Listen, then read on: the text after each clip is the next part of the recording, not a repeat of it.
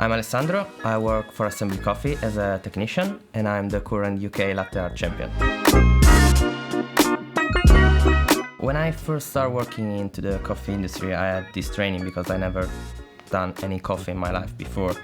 And I've been shown that it was possible to create shapes like heart, tulip and rosettas, or even something more complex on a cup of coffee. And back in the day in my town, there were no places where you actually could find that.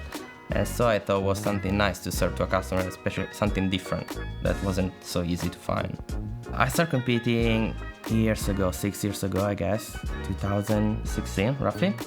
And well, since I decided to move to London, competing in the UK Championship was one of my goals. And I did it and it went great.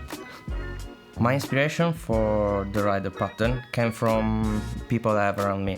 In particular, these two guys I work with in my company that have been part of my life in the last 2-3 years. And that pattern is based on them. They are rider and they have been two of the most amazing people I had around me in the last 2 years. Superman comes from another passion of mine, which is music. And when I started thinking to create a music-based pattern, I was really into this song called Superman from a band called Fight for Fighting. I don't know if you know the song. And well, I really love the song, so I tried to create a pattern based on that song. And this is how I came out with Superman. The cafe racer helps a lot with latte art, especially, first of all, for the quality of the steam.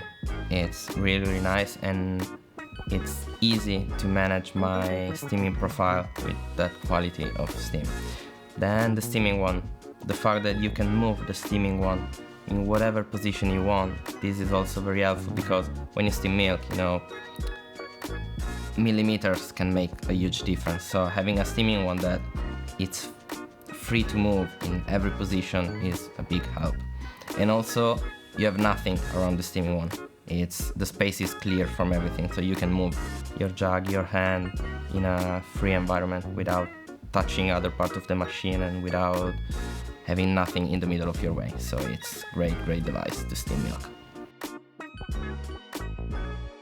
It's been a really long journey. First of all, I'm doing latte art since like 7 years. So this is the main part of the training. You can't just seem to train for a particular competition just in a few months. So this is the generic part. Then specifically for that competition, so specifically with this pattern, I start training like 6 months, a year in advance. And I've actually been lucky because COVID happened, so I spent a lot of time home and I have a lot of time to create and adjust my pattern. Some of them, like for instance Superman, is 2 years old. I start planning this pattern like a lot of years ago.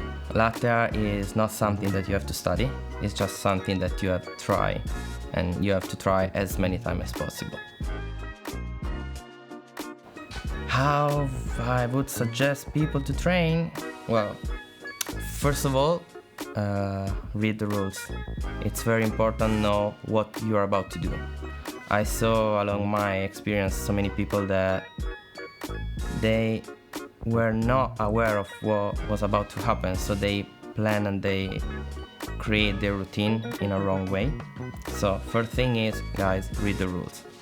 Second, which is the most beautiful part I found in this kind of competition, think about your idea.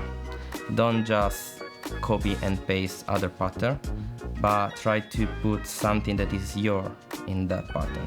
I'm not saying you have to create from scratch a pattern, because I understand it can be really hard, but if you choose a pattern, try to give it a twist that is kind of personal. And more important is routine. As I said before, repetition. You will be really nervous, you will have a lot of anxiety when you will be on stage. So if you have tried something a couple of times, you are not that confident. If you try your routine 1,000 times, when you go on stage, you have a different feeling, you feel more confident. So yeah, read the rules, create your pattern, and repeat. That's my best advice.